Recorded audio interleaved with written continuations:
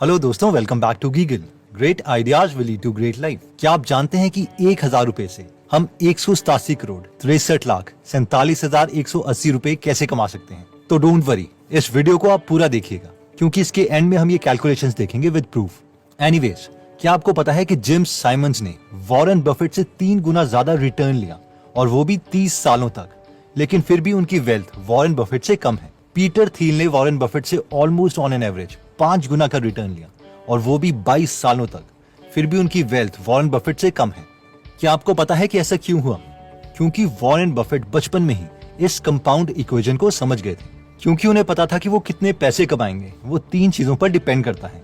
Principal यानी आपके पास कितने पैसे हैं इन्वेस्ट करने के लिए, आर यानी कितना रेट ऑफ इंटरेस्ट हम ले सकते हैं, और टी यानी टाइम।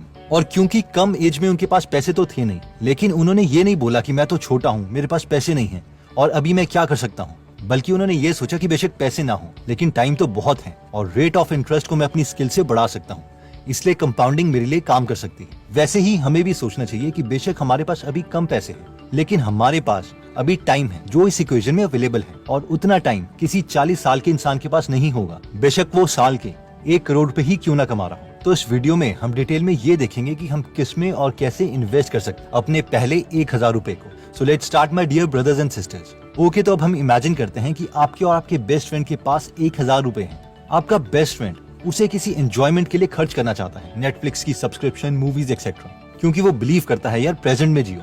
1,000 रुपए से कौन सी किसी की लाइफ चेंज होने वाली है, फ्यूचर में मेरी अच्छी जॉब लगेगी और उसे पता नहीं कितने हजार रुपए कमा लूंगा। लेकिन आप थोड़े इंटेलिजेंट हैं, लॉन्ग विजनिस्ट हैं, आपको पता है कि कंपाउंडिंग क्या है। जब इंटरेस्ट के ऊपर इंटरेस्ट मिलता है तो छोटा अमाउंट भी बड़ा हो जाता है। लेकिन इन्वेस्ट कहाँ किया जाए, सवाल तो ये है। लेट्स से आप निफ्टी 50 में 20 साल से 50 साल तक पैसे इन्वेस्ट करने लग जाते हैं, तो 30 साल बाद यानी 50 की उम्र में आपके पास 60 लाख के करीब एक्स्ट्रा कैश होगा, जबकि आपने इन 30 सालों में टोटल अमाउंट सिर्फ 3,60,000 रुपए ही इन्वेस्ट किया है, और वो भी किश्तों में। इसकी कैलकुलेशन ये रही। अगर आप इसमें इंटरेस्टेड हैं तो इसके स्क्रीनशॉट ले सकते हैं या स्लो मोशन में देख सकते हैं। इसमें हमने रेट ऑफ इंटरेस्ट 15% लिया है। 15% का real example with real data हम आगे देखेंगे। एनीवेज, ये 60 लाख रुपए जो आपको मिलेंगे ये एक एक्स्ट्रा अमाउंट है। इसके अलावा अगर हमने और पैसे इन्वेस्ट करे होंगे तो ये अमाउंट बहुत बड़ा होगा। अब जरा देखते हैं कि आपके बेस्ट फ्रेंड के साथ क्या हुआ होगा। उसे होश आता है 30 साल की उम्र में और वो आपसे 3 गुना ज्यादा 3,000 रुपए हर महीने इन्वेस्ट करने लग जाता है। इसके बावजूद उसके पास 50 की एज में 17 लाख रुपए आपसे कम होंगे, यानी सिर्फ 43 लाख रुपीस होंगे। ये रही आपके फ्रेंड की इन्वेस्टमेंट कैलकुलेशन।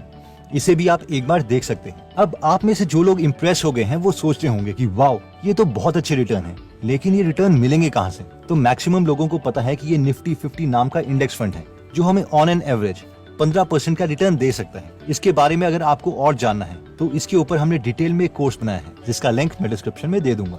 अब हमें से मैक्सिमम लोगों के मन में ये सवाल आ रहा होगा कि यार अगर हम इतने पैसे कमा सकते हैं तो मैक्सिमम लोग सिप को कंटिन्यू रख क्यों नहीं पाते? रीजन 1, ज्यादातर लोग ये सोचते हैं कि अगर मैं हर महीने पैसे डिपॉजिट नहीं कर पाया तो क्या होगा। अब सिप का मतलब है सिस्टमैटिक इन्वेस्टमेंट प्लान, और इसमें हम पैसे डिपॉजिट कर रहे हैं। ये कोई लोन की EMI नहीं है कि अगर हमने नहीं भरी तो बैंक वाले हम पर कोर्ट केस कर देंगे। इसलिए सिप से डरने की जरूरत नहीं है।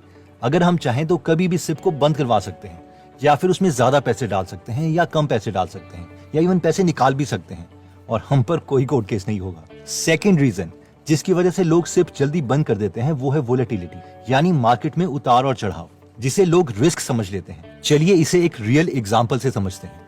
ये निफ्टी 50 का एक्चुअल डेटा है। इसमें सबसे पहला कॉलम इन्वेस्टमेंट डेट है, यानी जिस दिन हम निफ्टी 50 में पैसे इन्वेस्ट करेंगे। Second column cumulative invested amount है, यानी अभी तक हमने कितने पैसे इन टोटल इन्वेस्ट कर चुके हैं। और थर्ड कॉलम है मार्केट वैल्यू, यानी हमारा इन्वेस्टेड पैसा अब कितना हो चुका है। तो पहली रो में हम 30 जून 1999 को 1,000 रुपए इन्वेस्ट करते हैं, तो वो